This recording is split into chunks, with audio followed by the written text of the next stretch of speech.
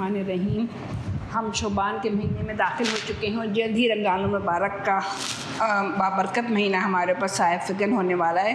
اور اس ماہ کی سب سے بڑی خصوصیت یہ ہے کہ اس ماہ میں دراصل قرآن کریم نازل ہوا، اور یہ امانت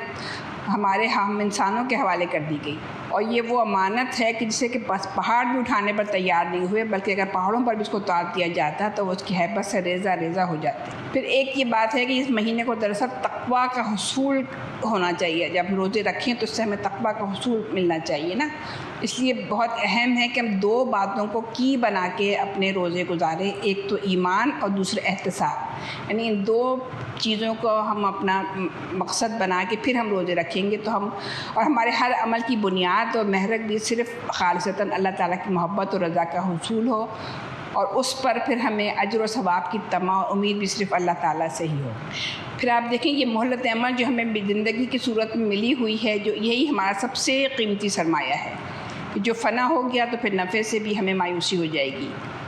اور پھر انسان اس وقت تمنا کرے گا کاش کہ زندگی کی مہلت کچھ مزید ہوتی تو میں مزید کوئی نیک عمل کر لیتی۔ اس مہلت کو ضائع ہونے سے بچا لینا ہی دراصل ہماری اہم ترین ذمہ داری ہے۔ رمضان کی جو قیمتی ساعتیں آئی اس لیے رہی کہ ہم ان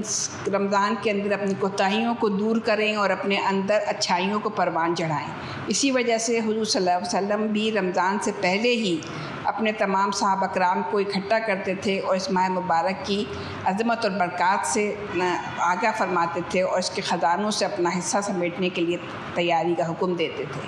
تو آپ سب بھی اپنے اپنے گھروں میں اپنی اپنی جگہوں پر اس قرآن حکیم کے بابرکت مہینے سے کیسے ہم اجر زیادہ سے زیادہ اکٹھا کر سکتے ہیں، کیسے ہم اپنے آپ کو اللہ کے ثواب کا حقدار بنا سکتے ہیں، وہ سب آپ لوگ بھی اس کو اپنے ارد گرد میں یہ بات بتائیں۔ صدق اللہ العظیم۔